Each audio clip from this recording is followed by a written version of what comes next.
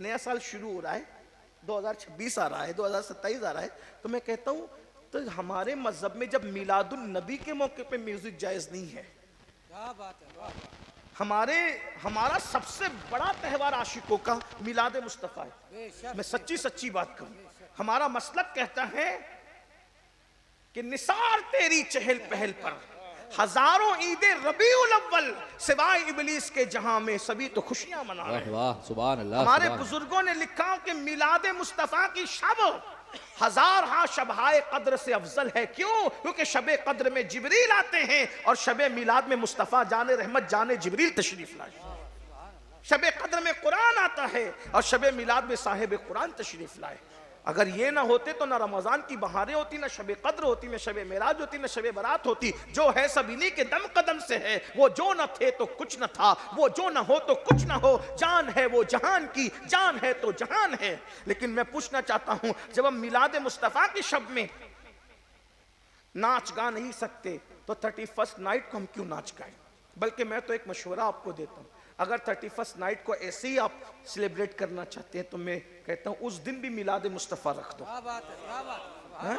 हम लोग ऐसा करते हैं मुंबई के आसपास करते हैं कि जो नौजवान नाच गाने में जाने वाले होते हैं हम उसमें लंबा जलसा कर देते हैं ताकि लोग इसी में बैठे रहें। शराब पीने ना जाएं, शरबत इश्क मुस्तफ़ा पिए। हाँ, किसी के जुल्फ और रुखसार के गाने गाने न जाएं, बल्कि रुखे बद्दुहा का जिक्र लेकर बैठ जाएं, नरगिसी आंखों का जिक्र लेकर के बैठ जाएं, वन नज्म दांतों का जिक्र लेकर के बैठ जाएं। हुजूर के करीम वजूद का वो वजूद तेरे तो वस्फ ऐबे तनाही से है बरी। हैरान हूँ मेरे शाह मैं क्या क्या कहूँ तुझे। और अगर ऐसा नहीं करते तो याद रखना, शराब वो मनहूस चीज़ है जिसको अल्लाह के रसूल ने उम्मुल खबाइस करार दिया है। अल्लाह अकबर, सारी बुराइयों की जड़ करार है। नशे के करीब तो जाना बहुत बड़ी बात है। जो नशा करते अल्लाह के रसूल फरमाते हो सके तो उनके करीब भी मत बैठो। जो नशा करने वालों को अपनी महफिल में इज्जत की जगह देते हैं अल्लाह के रसूल फरमाते क़यामत के दिन अल्लाह उनको अंधा उठाएगा। नशा करने वालों को इज्जत की जगह भी मत दो अपने माहौल के अंदर। तो मेरे भाइयों, नशा न करो, हुजूर की मोहब्बत की तरफ आओ। 31st नाइट को नाचने गाने न जाओ। अगर महफिल ही करना है हुजूर अलैहिस्सलाम की मिलाद की महफिल करो, आका के जिक्र की महफिल करो। मैं तो सोचता हूं अगर हुजूर के जिक्र की महफिल करोगे तो पूरा साल हुजूर के जिक्र की बरकत से आपका अच्छा गुजरेगा। किसी भी चीज को दीन के कॉन्सेप्ट में देखो, दीन की तस्वीर में देखो, दीन के आईने में देखो, दीन के अक्स जमील में देखो, यहां भी कामयाबी होगी, वहां भी कामयाबी होगी। और मेरी जाते जाते गुजारिश ये है, कुरान को सीखो। 5 पारे अगर किसी अच्छे हाफिज जी के पास बैठ करके खुद सीख लोगे, 25 पारे खुद ही पढ़ने की सलाहियत पैदा हो जाएगी। और अगर कुरान नहीं सीखते तो एक बात याद, सूफिया फरमाते हैं जिन्होंने दुनिया में कुरान पढ़ना नहीं सीखा, जब वो कयामत के दिन उठेगा तो अंधा उठाया जाएगा। दुनिया में जो अंधा उठे उसकी दुनिया बर्बाद है, आखिरत में जो अंधा उठे उसका क्या होगा। इसलिए कुरान पढ़ना सीख लो। सबकी किताबें पढ़ना सीखी ना, जरा रब की किताब भी पढ़ना सीखो। दुनियावी तालीम इतनी हो कि कम से कम हमारा हर बच्चा बच्ची ग्रेजुएट तक पढ़े, कम से कम इतना, ज्यादा से ज्यादा जितना। और दीनी तालीम इतनी हो कि हमारे घर में बच्चा पैदा हो तो अजान हम खुद ही दें और बाप मरे तो उसका जनाजा भी हम खुद ही पढ़ा सकें। इतना इल्म हर एक मुसलमान के पास होना चाहिए। इसकी तरफ हमारी तवज्जो। और अल्हम्दुलिल्लाह हमारे मखदूमजादे हुजूर अमान मियाँ साहब ने जो है वो इस पर अलीगढ़ और गिरद नवा में बड़ी कोई फ़र्ज़ उलूम पर आपने बड़ा नारा दिया है। अल्लाह का शुक्र है। लोग कह समझते हैं कि हाल ऐसा है तो मुस्तकबिल कैसा होगा। हमारे मुर्शिद ने अपने जानशीन को ऐसा तैयार किया है कि हाल भी हमारा बेहाल नहीं है और मुस्तकबिल बहुत ताबनाक है इंशाअल्लाह। हुजूर अमान मियाँ के हम कदम से कदम लगा करके चल रहे हैं, चलते रहेंगे। आपने कहा फ़र्ज़ उलूम, फ़र्ज़ उलूम तो हर मुसलमान को सीखना चाहिए। और अल्लाह के रसूल अलैहिस्सलाम फरमाते हैं जितना इल्म हासिल करना मुसलमान पर फ़र्ज़ है, अगर उसने उतना इल्म हासिल नहीं किया तो कल क़यामत के दिन उसको बग़ैर हिसाब व किताब जहन्नम में डाला जाएगा।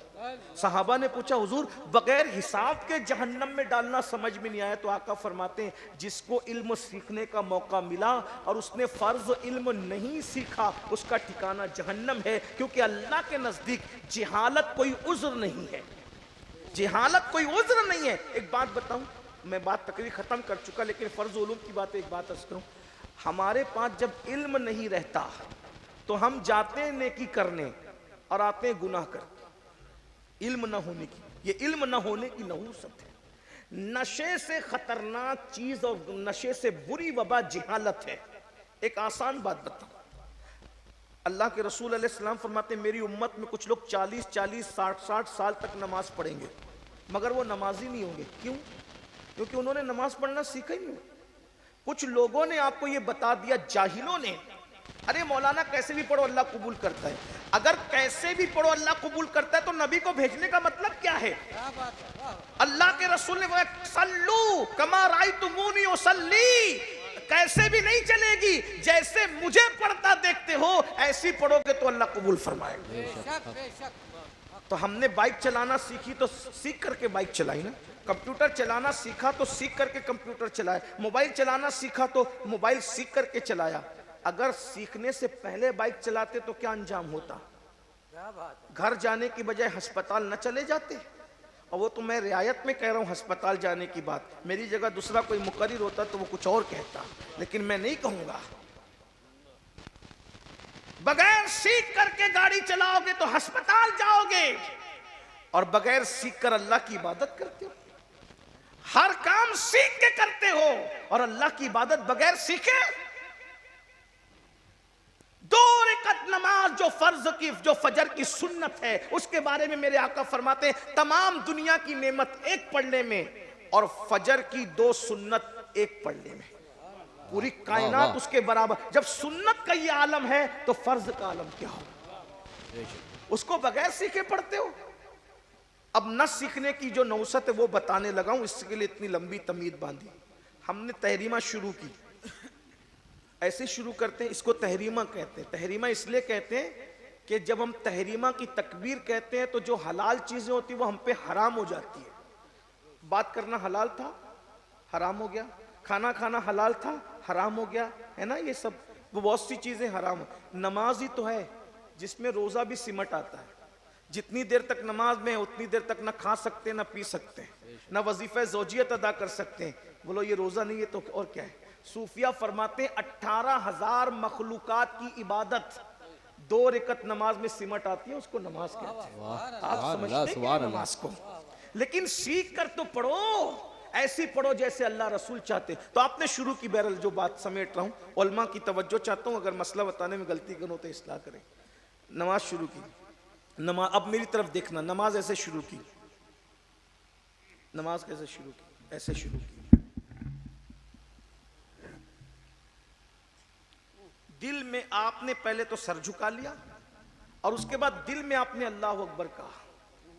पूछो मुफ्तियान किराम सोलमा से, आपकी नमाज ही शुरू नहीं हुई। बेशक बेशक हक। क्योंकि एक है नमाज सोचना और एक है नमाज पढ़ना। नमाज सोचने का हुक्म नहीं है, नमाज पढ़ने का हुक्म है। और पढ़ने की तारीफ फुकहा के नजदीक ये है कि इतनी आवाज से पढ़ें कि अगर शोर नहीं हो रहा हो तो आपकी आवाज आप खुद सुन सके, इसको कहते हैं पढ़ना। जैसे यूं देखिए, अब आपने यूं नियत की थी ना, लेकिन ये नमाज ही शुरू नहीं हुई। 14 रकात पढ़ ली, खुश है, मैं तो तहज्जुद भी पढ़ रहा हूं मौलाना, लेकिन वो नमाज ही नहीं हो रही है। अब नमाज शुरू कैसे करेंगे? देखिए, अल्लाहु अकबर, समझ में आई? कुछ फर्क समझे? नहीं समझे? समझे? आवाज इतनी निकली कि मेरी माइक था तो दूर तक गई, माइक ना होता तो मेरी आवाज मेरे का। फिर उसके बाद लोग होंठ भी नहीं हिलते, पढ़ रहे हैं दिल में सुब्हानकल्लाहुम्मा व बिहम्दिका, लेकिन नहीं, सुब्हानकल्लाहुम्मा व बिहम्दिका व तबारक अस्मुका व तआला जद्दुका व ला इलाहा। ये अब मैं ये नहीं कहता कि ऐसी कितने लोग पढ़ रहे थे और क्या पढ़ रहे थे। आप 40 साल के हो गए लेकिन आपने इस तरह नमाज नहीं पढ़ी, तो आप अगर 20 साल की उम्र से भी नमाज शुरू किए, नुकसान किसका हुआ?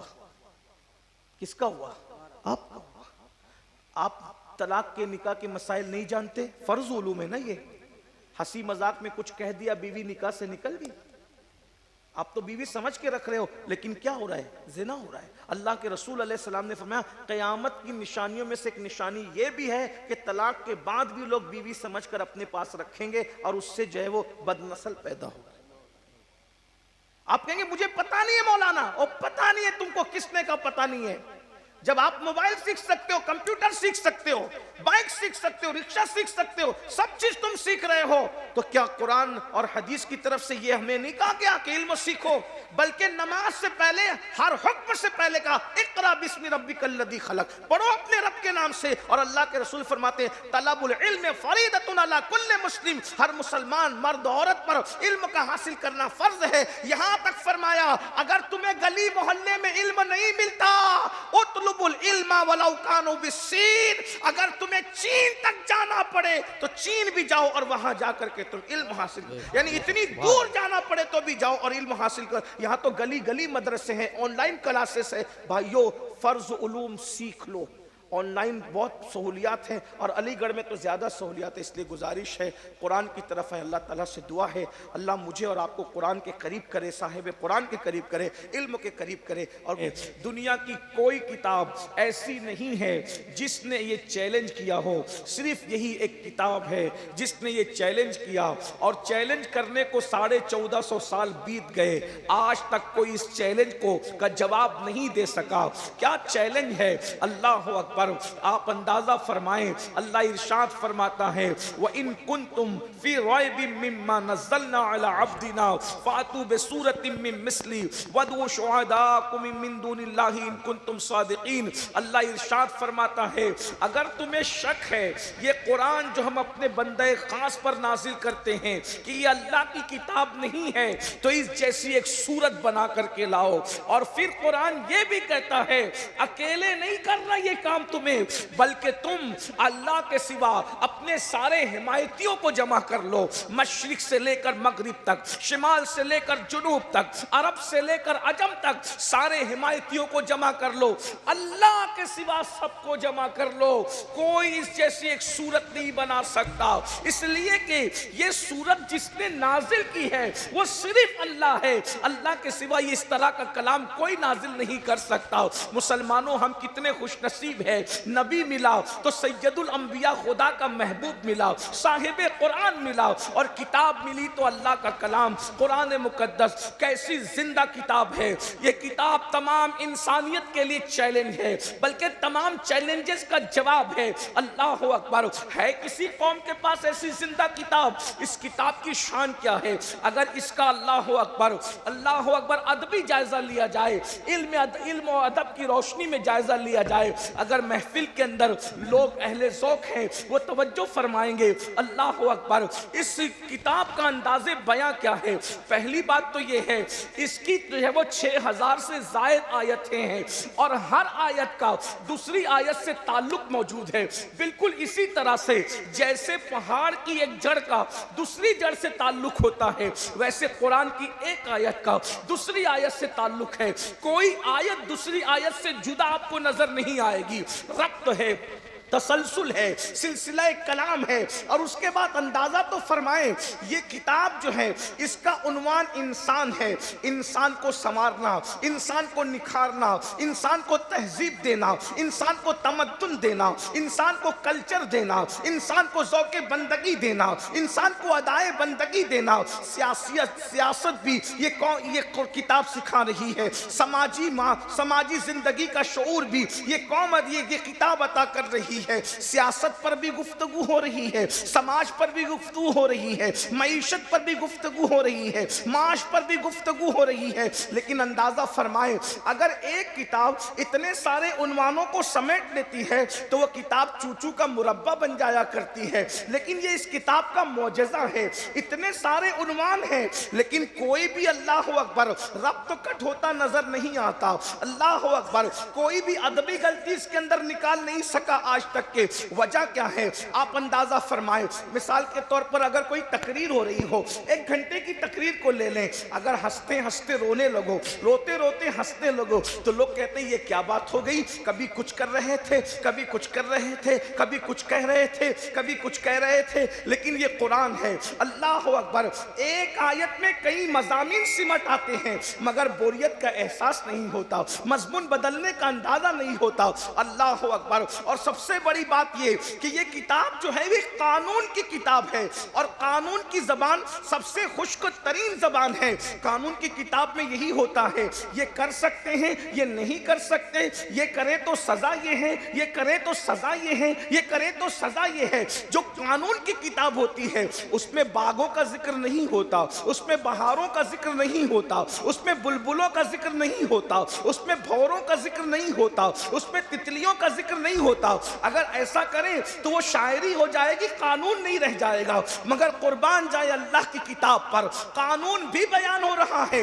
जानी को सजा दी जाएगी, गैर शादीशुदा है तो इतनी सजा, शादीशुदा है तो इतनी सजा, गैर शादीशुदा को कोड़े लगाए जाएंगे, शादीशुदा को जो है वो पत्थरों से हलाक कर दिया जाएगा। एक तरफ कानून भी बयान हो रहा है, दूसरी तरफ निगाहों का कानून दिया जा रहा है। कुल लिल मुमिनीन यगुद्दू मिन अब्सारिहिम, मोमिनों से कहो कि निगाहों को नीची रखे। उसी के साथ साथ अल्लाहु अकबर कानून भी बयान हो रहा है, लेकिन शफक का जमाल भी बयान हो रहा है, उफक की सुर्खी भी बयान हो रही है, दरियाओं की रवानी भी बयान हो रही है, समुंदर की तुगयानी भी बयान हो रही है। समंदर की सतह पर कश्ती किस अंदाज से चलती है, कश्ती का चलना भी बयान हो रहा है, सितारों की अंजुमन भी बयान हो रही है, सूरज की किरणें भी बयान हो रही है, चांद की रोशनी भी बयान हो रही है। इल्म अर्दियात से भी हिजाबात उठाए जा रहे हैं, इल्म फलकियात को भी बयान किया जा रहा है। हत्ता के अल्लाह अकबर समुंदर जो दो आपस में नहीं मिलते, वो क्यों नहीं मिलते,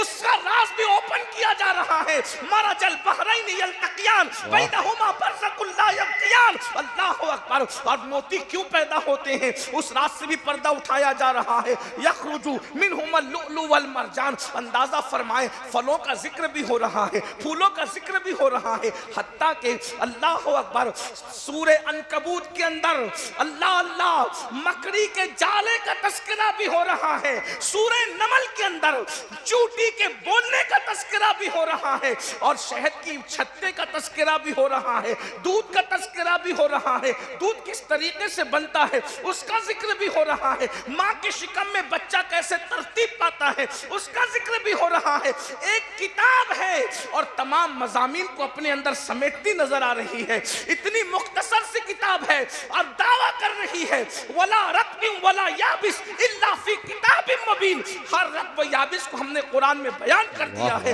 तिब्यानन लिकुल्लि शै, हर शै का बयान इसके अंदर मौजूद है। हत्ता के इब्ने मसूद फरमाते हैं, अगर मेरी रस्सी गुम हो जाए ऊंट की तो मैं उसको कुरान से तलाश कर लिया करता हूं। मौला कायनात फरमाते हैं, मौला मुश्किल कुशा फरमाते हैं, अगर मैं सिर्फ बा के नुक्ते, बा का जो नुक्ता है उसकी तशरीह करना शुरू करूं, तफसीर लिखना शुरू करूं, इतना लिखूं इतना लिखूं इतना लिखूं कि उसी से मैं 70 ऊंटों को भर दूं। अंदाजा फरमाए, जो बा की तफसीर का ये आलम है तो पूरी सूरतुल फातिहा का आलम क्या होगा, सूरह फातिहा का ये आलम है तो पूरे कुरान का आलम क्या होगा।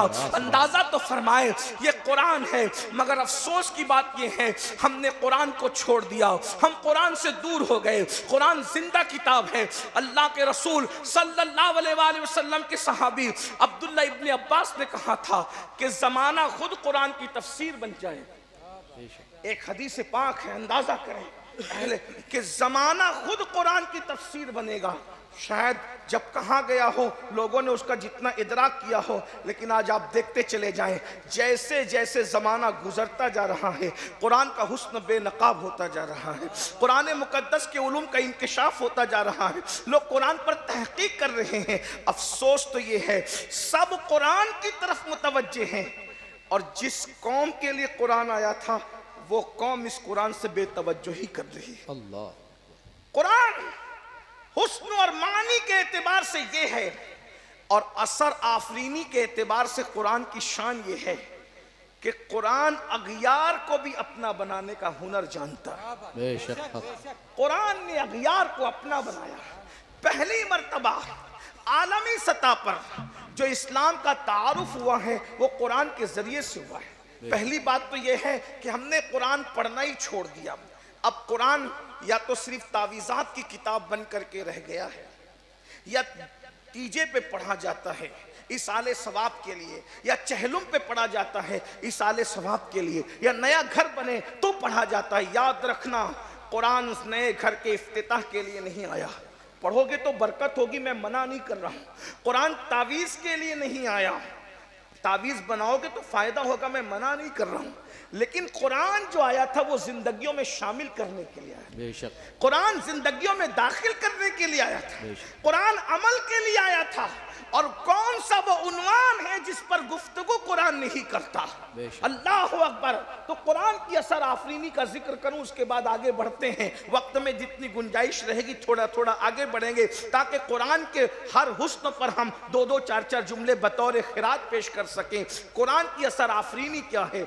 आलमी सतह पर जो सबसे पहला तारुफ इस्लाम का पेश हुआ है वो हबशा के दरबार में, नज्जाशी के दरबार में हुआ है। जो पहली हिजरत हुई है, पहली हिजरत के बाद जब मक्के के लोगों को ऐसा लगा कि वहां जाने के बाद मुसलमान अमन और चैन से जिंदगी गुजार रहे हैं, तो वहां पर एक बहुत बड़ा वफ्द जो है तोहफे तहाइफ के साथ नज्जाशी के दरबार में भेजा गया कि जा करके नज्जाशी को वरगलाया जाए, नज्जाशी को बहकाया जाए और शाह हबशा को बहकाकर उनको वहां से निकलवा दिया जाए। वो मुट्ठी भर मुसलमान जब वहां से निकलवा दिए जाएंगे तो हमारी फतह होगी, हम पहले से ज्यादा जुल्म करेंगे। मैं अपने जवानों की तवज्जो चाहता हूं, जरा गौर से सुनना। हम इस्लाम की खिदमत तो करना चाहते हैं, मगर कुरान से हमारा रिश्ता क्या है? कुरान से हमारा ताल्लुक क्या है? हम कुरान से कितना करीब हैं? अल्लाह अकबर। अंदाजा फरमाए। उसके बाद वो वफ्द जाता है। वफ्द में जो लोग थे, मैं उनके नाम तो नहीं लूंगा,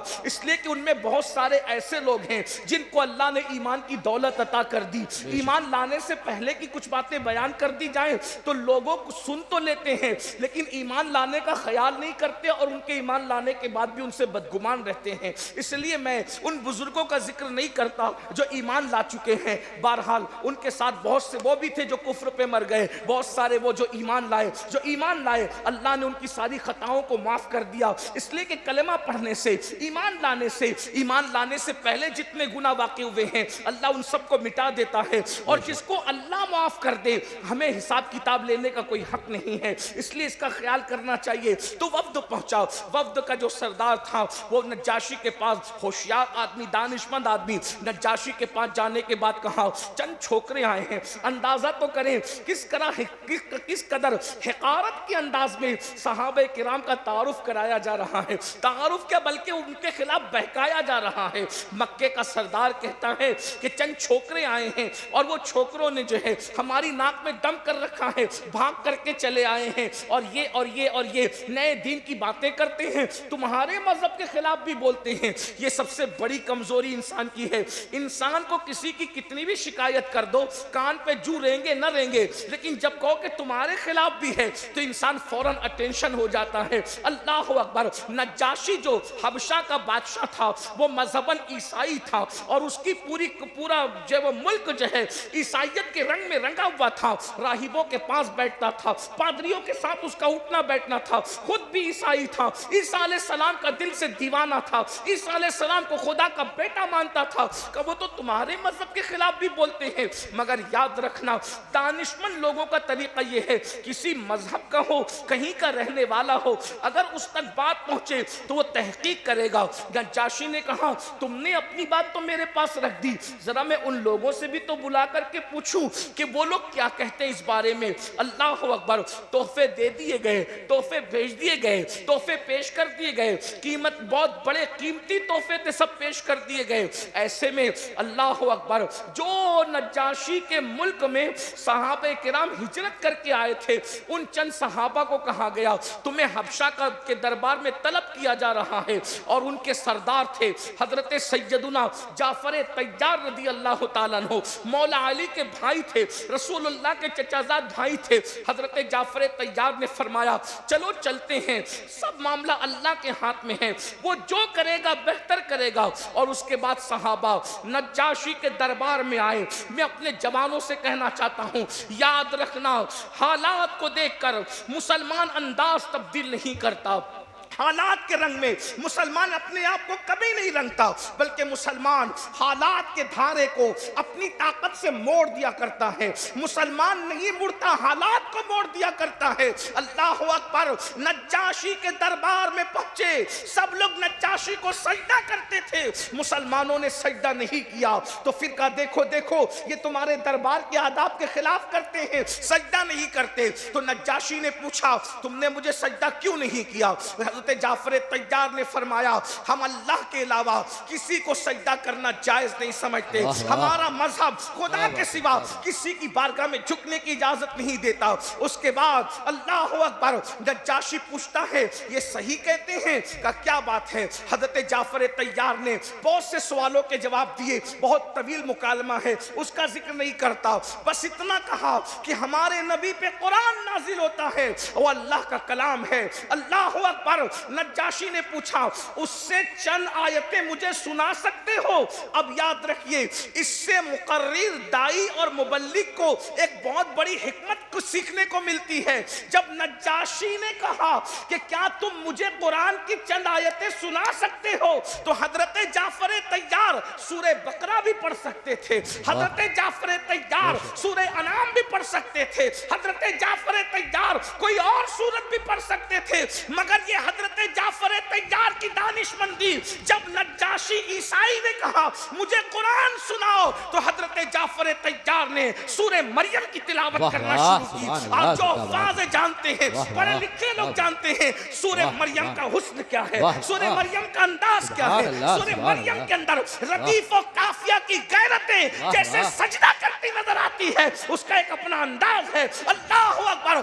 जाफर तैयार सूरे मरियम की तिलावत कर रहे हैं, नज्जाशी की आंखों से आंसू बह रहे हैं। ये कुरान की असर आफरीनी है कि दोस्त तो दोस्त है, दुश्मनों को भी रोने पे मजबूर कर देता है, दूसरों को भी रोने पे तकबीर है।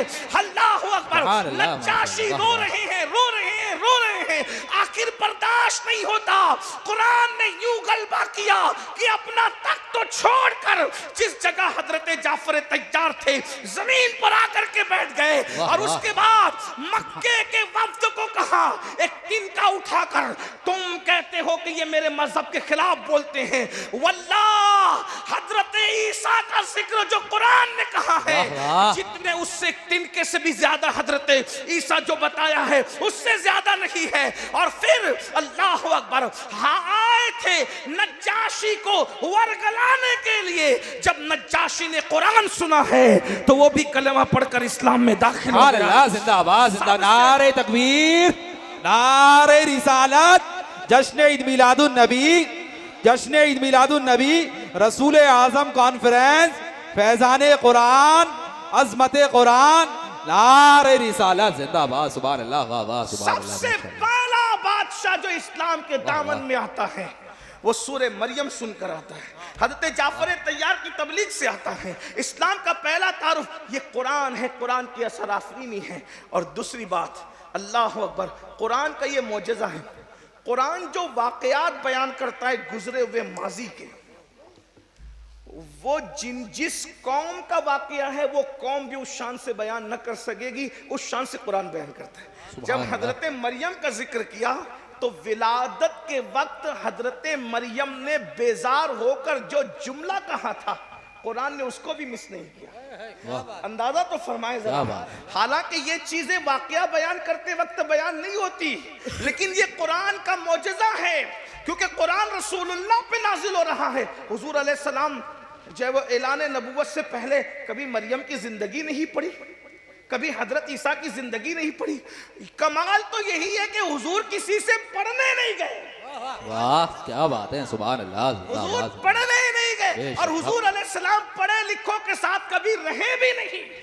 न पढ़ने गए हैं न पढ़े लिखों के साथ रहे हैं, लेकिन जब कुरान सुनाया है तो पढ़े लिखे लोगों की कैफियत ये हो गई, कोई जाने मुंह में ज़बान नहीं बल्कि जिस्म में। जिंदाबाद जिंदाबाद, नारे तकबीर, नारे रिसालत, रसूल आजम कॉन्फ्रेंस, रसूल आजम कॉन्फ्रेंस, नारे तकबीर, नारे रिसालत सुभान अल्लाह। इसीलिए कुछ लोगों को ये गुमान गुजरा कि वो तो उम्मी थे यानी अनपढ़ थे। अल्लाह उन अनपढ़ों को बताया जाए कि उम्मी होने में और अनपढ़ होने में जमीन आसमान का फर्क है। बेशक हक। हाँ, हमारे नजदीक नबी का उम्मी होना अनपढ़ होना नहीं है।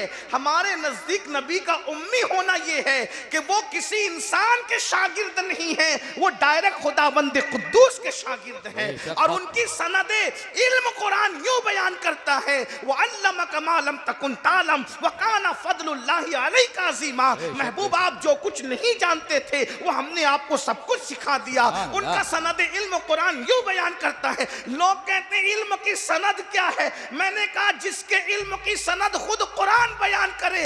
अर्रहमान अल्लमल कुरान खलकल इंसान अल्लमहुल बयान। रहमान ने सिखाया। अच्छा ये नहीं कहा अल्लाह ने सिखाया, क्या बात है, क्या वाह वाह। ये नहीं कहा जब्बार ने सिखाया, ये नहीं कहा कहार ने सिखाया, ये कहा रहमान ने सिखाया।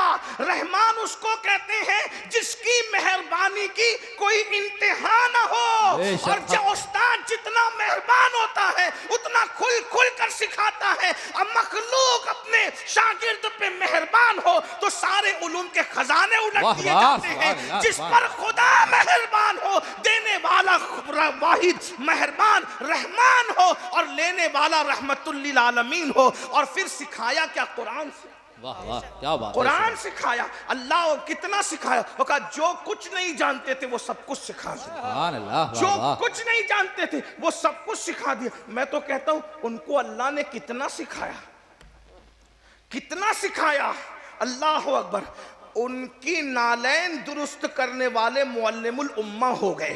सुभान अल्लाह जिंदाबाद। वाह वाह क्या मेरे भाई, सुभान इल्म अल्लाह, सुभान किताबों से आता है, जूतियों से नहीं आता। बेशक हक। लेकिन अब्दुल्ला इब्ने मसूद को रसूलुल्लाह ने कहा तुम मेरी उम्मत का मुअल्लिम है। तो सहाबा ने पूछा या रसूल अल्लाह, सहाबा ने पूछा ए अब्दुल्ला इब्ने मसूद तुम उम्मत के मुअल्लिम बन गए, आखिर वजह क्या है? तो कहा मैं हुजूर के पीछे पीछे फिरता रहता था। हुजूर जहां नालैन उतारते थे हुजूर की नालैन लेकर उठाता और अपने सीने पे लगाकर बैठा रहता। हुजूर की नालैन सीने पे रखने की वजह से इतना इल्म आ गया कि रसूलुल्लाह ने मुझे पूरी उम्मत का मुअल्लिम बना दिया। सुभान अल्लाह। वाह वाह जिसकी क्या बात है। नालैन इतना बड़ा आलिम बना दे उसकी निगाहों का आलम क्या होगा? क्या बात है। अंदाजा वाह, वाह, तो फरमाए। वाह, और वाह, जिसकी निगाहें यूं बेमिसाल हो उसके अपने सीने का आलम क्या होगा? यही तो बात है।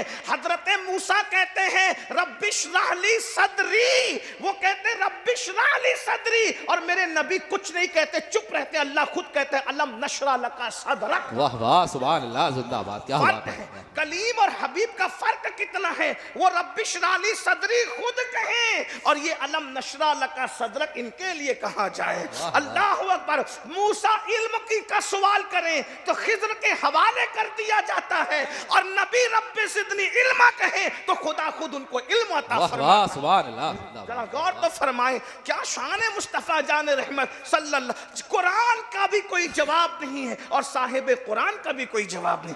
तो मैं अर्ज क्या कर रहा था, कुरान जब वाकया बयान करता है वाकया तो बहुत बारीकी के साथ बयान।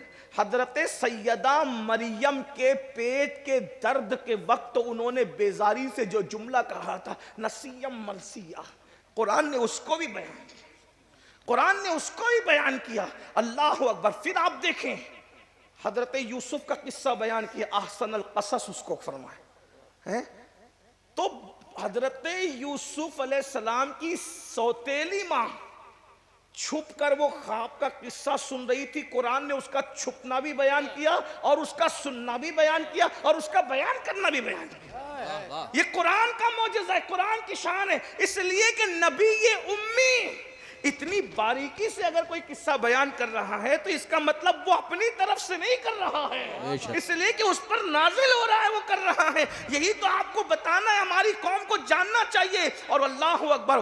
फिर वो किस शान से पूरा किस्सा बयान किया गया और उसकी बहुत तफसील पूरी सूरत उसमें आती है। फिर उसके बाद हजरत खिज़र अलैहिस्सलाम का, हजरत मूसा अलैहिस्सलाम का वाक़या सूरतुल कहफ में। और बड़ी बात तो अपने नौजवानों को बताऊं, रसूलुल्लाह ने असहाबे कहफ की चौखट पर कुत्ता किस स्टाइल से बैठा है, वाह क्या बात है। उसका बैठने का अंदाज क्या है? क्या बात। पैर को फैलाकर वो किस तरीके से बैठा है कुरान ने उसको भी बयान फरमाया। सुभान। फिर उसके बाद कुरान ने यह भी बयान किया है कि सूरज निकलते और डूबते वक्त गार के अंदर जो है वो सूरज की किरणें नहीं जाती थी। वजह क्योंकि जब सूरज निकलता और डूबता था तो अल्लाह सूरज को कहता था तू अपना रास्ता बदल दे, क्योंकि गार में किरणें नहीं जाना चाहिए, क्योंकि उनकी नींद पर कोई फर्क ना आए। अब आप मुझे बताएं, ये अदा को भी कुरान बयान कर रहा है, यानी माजी को कुरान इस शान से बयान कर रहा है कि कुत्ता कैसे बैठा, ये भी सूरज की किरणें नहीं पड़ी, ये भी कुदरत उनके कानों पर थपकियां देकर उन्हें सुला रही है, ये भी बयान किया। 300-900 साल तक के वो सोते रहे, ये भी बयान किया। बादशाह पहले मुल्हिद था, वो भी बयान किया, बाद में बादशाह मोमिन हुआ, वो भी बयान किया। आप अंदाजा तो फरमाए, इससे बढ़ करके अब अल्लाह की किताब होने का सबूत क्या होगा कि माजी को इतनी बारीकी से बयान किया जाता है और जब मुस्तकबिल की पेशिन गोई की जाती है तो पेशिन गोई कभी गलत साबित नहीं। खुद कुरान के दौर में कुरान ने पेशिन गोई की, लेकिन कोई उसको गलत साबित न कर सका। मिसाल के तौर पर रोम गालिब आएगा, ये पेशिन गोई कुरान ने की और रोम गालिब आ करके रहा। उसके बाद मक्का फतेह होगा, इज़ा जा नस्रुल्लाहि वल फतह, मक्का फतेह होगा, इसकी खुशखबरी भी दी गई। वरना मुझे बताओ, हुदैबिया के मौके पर इज़ा जा नस्रुल्लाह का मतलब क्या है? हुदैबिया में नबी को मक्के में दाखिल होने नहीं दिया जा रहा है, उम्रा करने नहीं दिया जा रहा है, बगैर उम्रा के वापस जाओगे। लेकिन एक बात यहां मुझे खूबसूरत याद आ गई, जब नबी ये पाक हुदैबिया में रुके तो मक्के के लोगों से गुफ्तगू करने के लिए सरकार ने कहा कोई जाए, तो इंतखाब हुआ सैयदना उस्मान गनी। तवज्जो फरमाइए, यहाँ बहुत, हालांकि उन्वान से मुताल्लिक नहीं है, मैं उन्वान कुरान है, लेकिन बात आई है इश्क की तो अर्ज कर दूं। सैयदना उस्मान गनी का तुम जाओ, हजरत उस्मान गनी एहराम में गए, एहराम में जाने के बाद कहा मेरे महबूब को आने दो उम्रा के लिए, हम लोग हथियार लेकर नहीं आए, एहराम में आए, एहराम में हम क्या झगड़ा करें, क्या लड़ाई करेंगे, हम कुछ नहीं करने वाले, हम उम्रा करके चले जाएंगे। उन्होंने कहा उस्मान तुम जितने चाहे उम्रा कर लो, हम तुम्हें नहीं रोकेंगे, क्योंकि तुम्हारे एहसानात, मालदार आदमी थे ना, इंसान एहसान का बंदा होता है, मालदार आदमी थे। उस्मान गनी से कहा तुम्हें नहीं रोकेंगे, तुम उम्रा करो। उस्मान गनी को कहा तुम उम्रा करो, हज़रत उस्मान गनी ने उम्रा नहीं किया। इधर सहाबा किराम आपस में बातें करने लगे, क्या खुशनसीब है उस्मान, हम तो यहाँ जंगल में पड़े हैं, वो तो उम्रा पर उम्रा, तवाफ पे तवाफ कर रहे हैं। जब हज़रत उस्मान गनी हालत एहराम में वापस लौटे, उम्रा नहीं किया। तवज्जो करें, ये सहाबा का मसलक है, ये सहाबा की फिक्र है। अगर हम बरेली की फिक्र आज पेश करते तो ये फिक्रे बरेली नहीं है, ये फिक्रे सहाबा है, जिसे इमाम अहमद रजा के अफकार कहते हैं। ये फिक्र सहाबा है जिसे महरेरा के अफकार कहते हैं। ये फिक्र सहाबा है जिसे सूफिया के अफकार कहते हैं। ये फिक्र सहाबा है जिसे मुहक्किक अल-इत्लाक शेख अब्दुल हक मुहद्दिस दहलवी के अफकार कहते हैं, मुजद्दिद अल-फसानी के अफकार कहते हैं, सैयद अहमद कबीर रफाई के अफकार कहते हैं, मखदूम अशरफ जहांगीर समनानी के अफकार कहते हैं, महबूब इलाही के वाह वाह सुभान अल्लाह। जो मक्का जाए और उसको कहा जाए कि तुम उम्रा कर लो, फिर वो ना करे, क्या मतलब है? और इधर बातें हो रही, उस्मान बड़ा खुश नसीब है कि वो उम्रा पे उम्रा कर रहा हो। जब उस्मान आए तो रसूल ने फरमाया उस्मान वो देखा तुम्हारे बारे में क्या बात हो रही, क्या का कुछ नौजवान कह रहे थे कि उस्मान बड़ा खुश नसीब है, उम्रे पे उम्रा कर रहा होगा। तो हज़रत उस्मान गनी को गुस्सा आया, मेरे भाई अगर आप मक्का जाए और आपके बारे में ये बातें की जाए कि आप उम्रा पे उम्रा कर रहे हो तो गुस्सा क्यों आएगा? आप तो खुश होंगे यार, जाहिर सी बात है, आदमी जाते ही मक्का उम्रा करने के लिए। उस्मान गनी को गुस्सा आया और आपने क्या कहा, तुमने मेरे बारे में बदगुमानी की। तवज्जो फरमाइए, तुमने यानी उम्रा करना बदगुमानी कह रहे उस्मान गनी, फरमाते तुमने मेरे बारे में बदगुमानी की। तो लोगों ने कहा बदगुमानी कैसी? कहा वल्लाह उन्होंने मुझे जरूर कहा कि तुम उम्रा कर लो और जितने चाहो कर लो, मगर मैंने उनको जवाब दिया खुदा की इज्जत की कसम मुझे उम्रे से क्या लेना, मेरा महबूब उम्रा नहीं करता तो मैंने भी उम्रा नहीं करना। वाह वाह सुभान अल्लाह। अगर कयामत तक भी मैं हालत हालत एहराम में रहूं और मेरे महबूब को उम्रा की इजाजत नहीं हो तो उस्मान भी कभी उम्रा नहीं कर सकता। अरे वो उम्रा कैसा उम्रा कि महबूब को न किया करने दिया जाए और गुलाम कर ले, ये नहीं हो सकता। इसी को तो मेरे इमाम कहते हैं, साबित हुआ कि जुमला फराइज फरूज है, असलुल उसूल बंदगी उस्ताजवर होते कहां खलील बिना काबा मिना, लौलाक वाले साहिबी सब तेरे घर की है। साबित हुआ कि जुमला फराइज फरूज है, असलुल उसूल बंदगी उस्ताजवर की है। तो उस्मान गनी को उम्रा करने की इजाजत है, हुजूर को नहीं। सुलह हुदैबिया का मौका है, बज़ाहिर दबकर सुलह हो रही है, सहाबा को गुस्सा है, जज्बा है, क्या हम हक पर नहीं? फारूक आजम तो कहते हैं, मैंने हजरत सिद्दीक अकबर को धक्का देके कहा कि हम हक पे नहीं, जो इतनी दब के सुलह कर रहे हैं। तो सिद्दीक अकबर ने कहा, उमर हम हक पर हैं। कहा फिर दब कर सुलह क्यों? कितनी दब कर? लोग समझ रहे दब कर, मगर हुजूर की नजर है इज़ा जा नसरुल्लाह। देख रहे, हत्ता कि जब आखिरी में ये लिखाया गया ना कि ये हो सुलह मुहम्मदुर रसूलुल्लाह की तरफ से, तो कहा इसको काटो। अगर आपको रसूल मान ले तो झगड़ा क्या रह जाता? ये लिखो मोहम्मद इब्न अब्दुल्लाह की तरफ से। लिखने वाले मौला अली थे, लिखने वाले मौला अली थे, लेकिन सरकार ने कहा काट दो, रसूलुल्लाह काट दो, अब्दुल्ला लिख दो। मौला अली ने भी कलम रख दिया। लिखने की हिम्मत तो है, आप रसूलुल्लाह हैं, काटने की हिम्मत नहीं। मैं नहीं काटूंगा, मैं नहीं काटूंगा इसको। और ये भी सहाबा का इश्क है। और हुजूर, अब जो लोग कहते हैं कि हुजूर को पढ़ना नहीं आता था, लिखना नहीं आता था, जब मौला अली ने काटने से इनकार किया तो हुजूर ने खुद उठाया कलम। हाँ, तो जिसको लिखना नहीं आता उसको पढ़ना भी तो नहीं आएगा, और जिसको पढ़ना नहीं आएगा उसको तो लिखना नहीं आएगा। तो बताएं कि वो रसूलुल्लाह में और अब्दुल्ला में फर्क कर सकेगा? लेकिन तारीख गवाह है जो कहते हैं कि उन्हें लिखना नहीं आता था। एक बात है, लिखना नहीं आना और बात है, और न लिखना और बात है। हाँ, इसलिए कि उस जमाने का दस्तूर था, बड़े लोग लिखा नहीं करते थे, ये लिखवाया करते थे। बादशाहों का भी ये दस्तूर था कि वो खुद नहीं लिखते थे, लिखवाया, वो पढ़ते नहीं थे, पढ़वाया करते थे। ये भी एक अंदाज था बड़ेपन का। तो जिसको खुदा ने सारे बड़ाइयों पर बड़ाइयां अता फरमाई हो, और कितनी बड़ाइयां, कितनी बड़ाइयां, अरे कितनी बड़ाइयां। तूर पर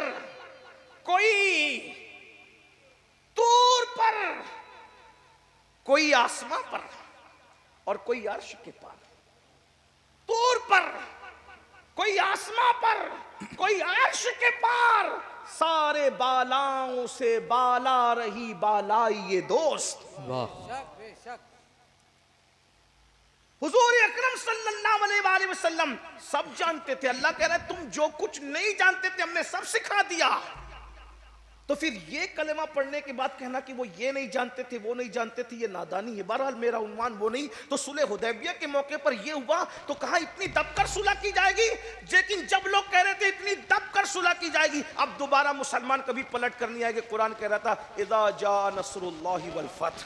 और कुरान की ये पेशिन गोई लोगों ने देखी कि सिर्फ चंद सालों के बाद अल्लाह के रसूल फातिहाना शान से गए और कोई हुजूर को रोक नहीं सका, मक्का फतेह हो गया। तो ये कुरान का मोजज़ा है। जो माजी की बात करता है उसको भी कोई झुटला नहीं कर पाता, और जो मुस्तकबिल की बात करता है उसको भी कोई झुटला नहीं पाता। और मुस्तकबिल भी कहां तक, दुनिया तक नहीं, कब्र के अहवाल भी बताता है, हश्र के अहवाल भी बताता है, जहन्नम का तस्करा भी करता है, जन्नत की बहारें बयान करता है। इन्नल अबरार लफी नईम व इन्नल फुज्जार लफी जहीम। फिरौन के डूबने का तस्करा भी करता है, नमरूद के लंगड़े मच्छर से हलाक होने का तस्करा भी करता है, हत्ता के औरतों की उंगलियां कटने का तस्करा भी करता है, मिस्र के बादशाह बनने का तस्करा भी करता है। अंदाजा तो फरमाए ये कुरान का मोजज़ा है। लेकिन बात समझते हुए ऐसी किताब जो एक जिंदा किताब, साइंसी उलूम के सरचश्मे उससे फूटे, ज्योग्राफी को खैरात वहां से मिले, रियाजी और अलजेब्रा उससे फैज पाए। अल्लाह अकबर। लोग साइंस की बात करते हैं। मैं आपके सामने एक आयत पढ़ता हूं, क्या इसमें साइंस नहीं? कुरान कहता है इन्ना फी खल्क़ि समावाति वल अर्द वख्तिलाफ़िल लैलि वन नहार लआयातिन लिउलिल अलबाब अल्लज़ीना यज़कुरून अल्लाह क़ियामन व क़ुऊदन व अला जुनूबिहिम व यतफ़क्करून फ़ी खल्क़ि समावाति वल अर्द। अल्लाह पाक इरशाद फरमाता है उन लोगों के लिए, अक्ल वालों के लिए निशानियां हैं। किसमें? जमीन और आसमान की पैदाइश में किसने पैदा किया? इतनी बड़ी जमीन, इतना बड़ा आसमान किसने पैदा किया? फिर कहते हैं रात और दिन के आने जाने में अक्ल वालों के लिए निशानियां हैं। और आखिरी में आयत का एंड इस पर होता है, रब्बना मा खलक़्ता हाज़ा बातिला सुब्हानका फ़क़ीना अज़ाबन नार। जब ये निशानियों में गौर करते हैं तो ये कहने पे मजबूर हो जाते हैं, ए हमारे रब, तूने किसी चीज को बेकार पैदा नहीं फरमाया, हर चीज को तूने किसी न किसी हिकमत के तहत पैदा फरमाया। मेरे भाइयों, ये इतनी बड़ी रात आती है तो दिन कहाँ चला जाता है, दिन आता है तो रात कहाँ चली जाती है। समुंदर की तुगयानी के अंदर अल्लाह अकबर जो कश्तियां चलती है, अल्लाह फरमाता है कौन चलाता है? हम चलाते हैं, वरना छोटा सा लोहे का टुकड़ा दरिया में डाल दो तो डूब जाए। वो इतने इतने टनों मन के जहाज कौन चलाता है? अल्लाह फरमाता है हम चलाते हैं। अल्लाह कहता है जो तुम दूध पीते हो ना, वो गोबर और खून के बीच में से हम निकालते हैं। अल्लाह फरमा रहा है। दूध का फलसफा भी कुरान बयान कर रहा है। और कुरान क्या कहता है? अल्लाह अकबर, ये पीने वालों के लिए बहुत हलक से उतरने में आसान है, लजीज है। अल्लाह पाक सायगल लिशारिबीन कुरान कहता है कि पीने वालों के लिए ऐसा है। हत्ता के शहद के बारे में का शिफाउल लिन्नास, ये लोगों के लिए शिफा है। शहद बनाने का फलसफा भी कुरान बयान कर रहा है। और दूध के बारे में क्या कहता है? ये दूध होता है गोबर और खून के बीच में, लेकिन अल्लाह फरमाता है जब वो निकलता है तो ना खून की रंगत आती है ना गोबर की बू आती है। खून और गोबर के बीच में दूध की हिफाजत कौन करता है? तो उसी को अल्लाह कहते हैं। वाह वाह, क्या बात, जिसने कुरान नाजिल फरमाया है। किसी किताब में इसका जिक्र आप पढ़ने पढ़ाने वाले लोग, मुर्शिद अक्सर फरमाते हैं कि अलीगढ़ वालों के सामने गुफ्तगू संभल कर होनी चाहिए, क्योंकि इसमें बहुत ज्यादा मजमा पढ़ा लिखा होता है। लेकिन हम तो मुर्शिद की जूतियां सीधी करते हैं। एक बात मैं पूछता हूँ, किसी मजहबी किताब में यह फलसफा बता दो कि किसी ने दूध बनाने का फलसफा बयान किया हो कि हम खून और गोबर के बीच से दूध निकालते हैं, ना खून की रंगत आने देते ना गोबर की बदबू आने देते है? अब दोनों कुछ नहीं है। बताओ, अब मुझे बताओ, जो खून और गोबर के बीच में दूध को यूं महफूज रखता है, तो फिर वो जमीन के अंदर अपने महबूबों को कैसे महफूज रखता होगा? वाह वाह, सुभान अल्लाह, वाह वाह, वाह। ये साइंस तो लोग मान गए ना, लेकिन ये कब मानेंगे? इसलिए ये बात भी समझने की जरूरत है। तो मैं बात समेटते हुए अर्ज कर दूं, मेरे भाइयों, इस कुरान को थामिए। एक बात आपको बताऊं, आज हम में से अक्सर लोग कुरान पढ़ना नहीं जानते। जो कुरान पढ़ना जानते हैं वो कुरान पढ़ते नहीं। कुरान रोज पढ़े, कुरान की तिलावत रोज होनी चाहिए। हाथ मत उठाना, जलील करना मकसूद नहीं है, सिर्फ अपने आप में डूबकर सोचना आज से पहले कुरान कब उठाया था, आज से पहले कुरान कब खोला था। रोजाना हम व्हाट्सएप तो खोलते हैं, फेसबुक जरूरत है अपनी खोल भी सकते हैं, कोई नाजायज और हराम नहीं कह रहा हूं, अगर मकसद अच्छा है तो खोल सकते हैं। लेकिन आपसे पूछता हूं, आप दोस्तों का मैसेज तो रोज देखते हो, खुदा का मैसेज रोज देखने की आपको फुर्सत नहीं है? अल्लाह का कलाम पढ़ने की फुर्सत नहीं। कितने लोग हैं कुरान को छोड़ दिया। और सुन लो, अल्लाह के रसूल सल्लल्लाहु अलैहि वसल्लम फरमाते हैं, जो शाफ़ई यौमुन नुशूर है, हुजूर फरमाते हैं क़यामत के दिन जो कुरान छोड़ चुके हैं, मैं उनके खिलाफ अल्लाह की बारगाह में शिकायत करूंगा। अल्लाह, ये मेरी वो कौम है जिसने कुरान को छोड़ दिया था। अगर शफाअत करने वाले रसूल शिकायत करने पर आए तो आपको बचाएगा कौन? हमें बचाएगा कौन? कुरान छोड़ दिया हमने। कुरान पढ़ो, कुरान से रिश्ता मजबूत करो। और कुरान सिर्फ तोते की तरह नहीं पढ़ना, कुरान समझ के पढ़ो। और इमाम अहले सुन्नत ने तो हम पे इतना एहसान कर दिया उर्दूदा तबके पर कि कंजुल ईमान अता फरमाया। कुरान को समझ कर पढ़ो। आजकल लोग बहुत फैशन बनाते हैं ना, read Quran with meaning, Quran को उसके माना के साथ पढ़ो। तो हम यतीम नहीं है, कंजुल ईमान के साथ पढ़िए। वजह, औरों का पढ़ोगे तो वजदा का दालन पर आकर खुद गुमराह हो जाओगे, लेकिन इमाम का पढ़ोगे तो फर्क क्या है? देखिए, औरों ने क्या, मैं उनके नाम नहीं लूंगा, उसकी वजह यह है कि मेरे नजदीक लोग इतने कीमती नहीं है कि मैं उनके नाम मुर्शिद की मौजूदगी में अपनी जबान से लूं। जिन्होंने लिखा दुनिया जानती है।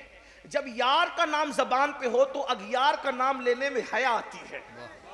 ये गैरत इश्क है। जहां जरूरत पड़ेगी ले लेंगे, लेकिन यहां जरूरत नहीं है। याद रखिए, ववजदा का दालन का तर्जुमा, 1857 के बाद नए पैदा होने वाली फिक्र ने यह किया कि ऐ नबी, हमने तुम्हें गुमराह पाया तो हिदायत अता की।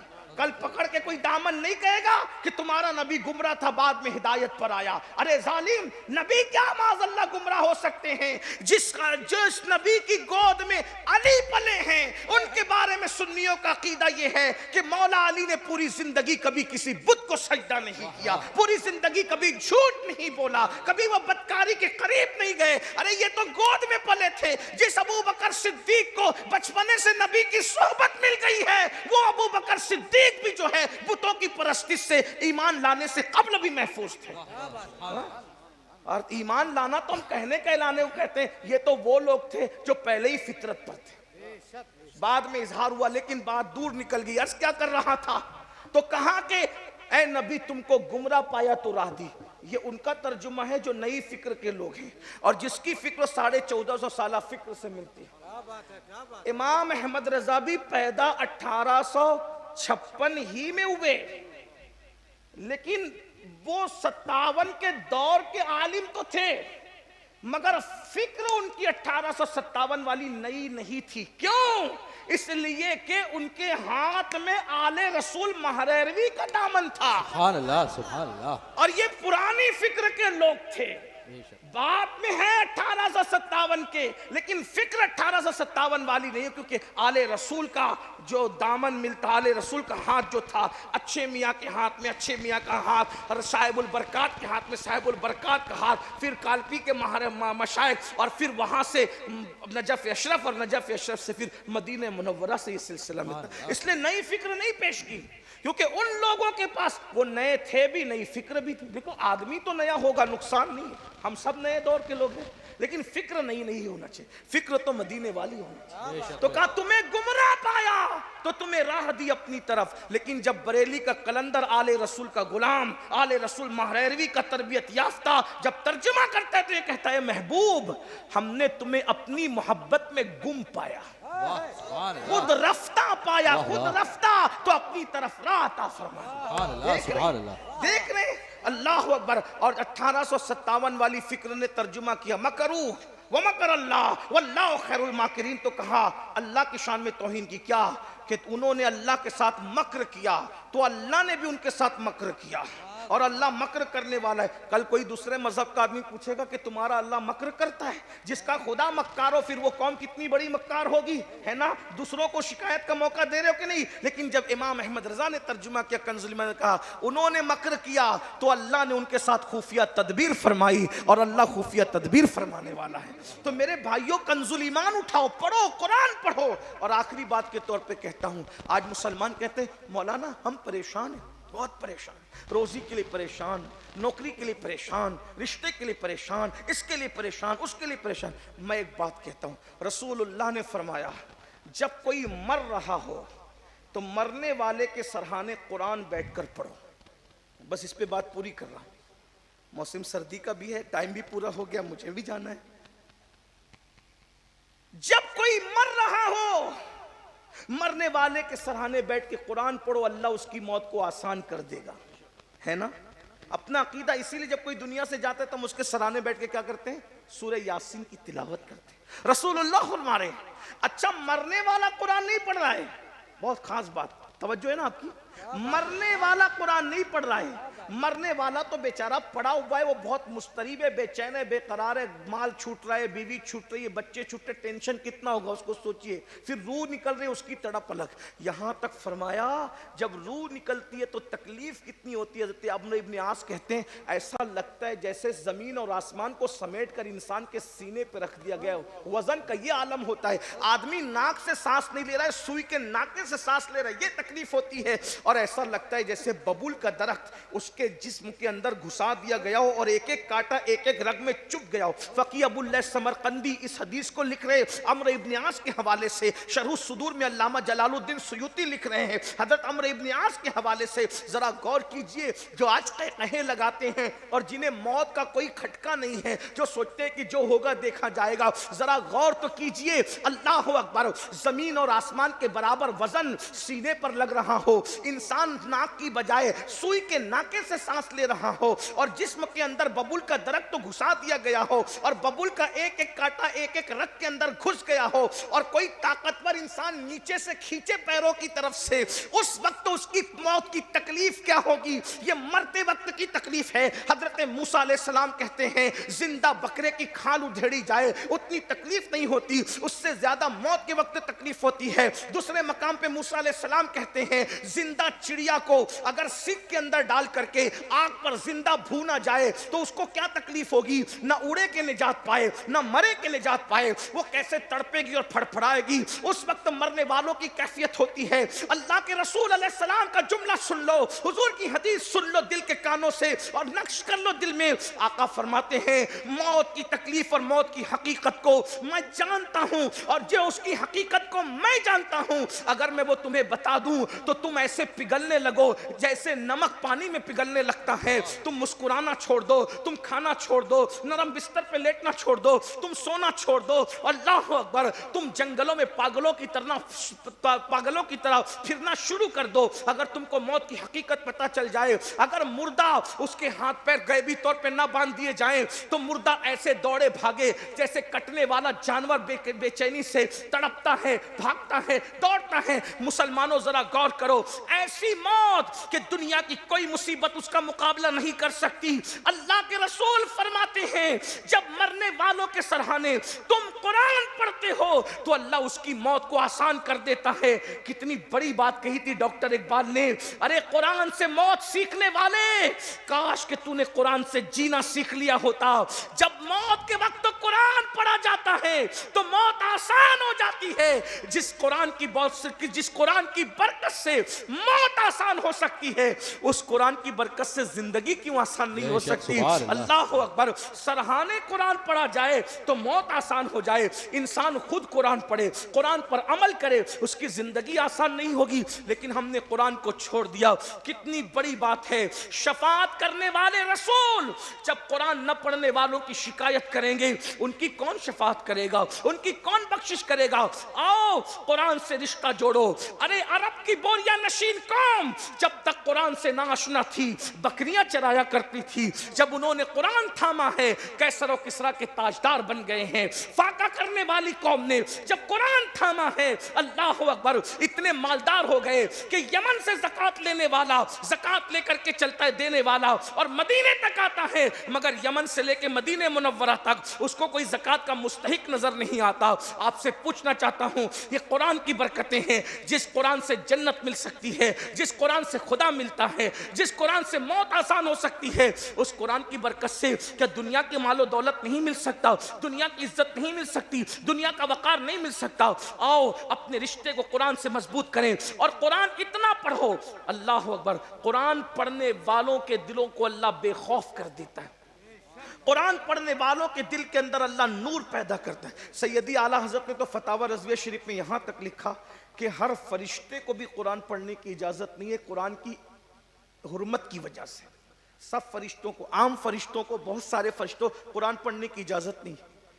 खास फरिश्ते कुरान पढ़ते हैं, तो जो आम फरिश्ते होते हैं वो कहते हैं अल्लाह हम कुरान तो नहीं पढ़ सकते, तो अब कुरान की लज्जत कैसे उठाएं? तो अल्लाह फरमाता है जो मेरे बंदे दुनिया में कुरान पढ़ते हैं ना, उनके पास चले जाओ, उनके मुंह पर मुंह रखो और जाकर कुरान की लज्जत को हासिल करो। हर फरिश्ता कुरान नहीं पढ़ सकता हुर्मत की वजह से, और तुम्हारा बच्चा कुरान पढ़ सकता है? जरा गौर तो फरमा। उस कुरान को छोड़ दिया और कुरान छोड़कर गानों में लग गए, गजलों में। ये गाने, गजले, खुराफात इसीलिए तो इजाद किए गए ताकि तुम कुरान छोड़ दो, वरना मुसलमान गानों में कब था, मुसलमान गजलों में कब था? मेरे भाई आज तो हालात ये हो गए, शादियों में भी गाने हैं, डीजे है, तमाशे हैं, और अभी तो दिसंबर का एंड आ रहा है, 31st नाइट, आज ये फैशन बन गया। हमारे नौजवान 31st नाइट मनाने जाते। पहली बात तो 31st नाइट से हमारा ताल्लुक क्या है? नंबर एक, हम 31st नाइट मनाने वाले लोग नहीं हैं, हम तो मिलाद मुस्तफ़ा मनाने वाले। क्या बात है, क्या बात है। हाँ? हम तो हुजूर की मिलाद मनाने वाले, हम आखिरी रात मनाने वाले लोग नहीं हैं, हम 12वीं रात मनाने वाले लोग। हाँ, इसलिए हमें, और फिर अगर 31st नाइट कोई इस एतबार से मनाता कि चलो भाई कि साल की पहली रात है, इस एतबार से, तो हम उसके साथ शिद्दत नहीं करते, लेकिन तो शराब पी के मनाएं, गाने गा के मनाएं, म्यूजिक। हमारे मजहब में इसकी क्या इजाजत है? मैं पहली बात तो इजाजत नहीं दे रहा हूं कि 31st नाइट मनाने की, लेकिन मैं बिल्कुल जो है वो गिरी से गिरी हालत में कि चले, अगर कोई बंदा ये कहता है कि चलो भाई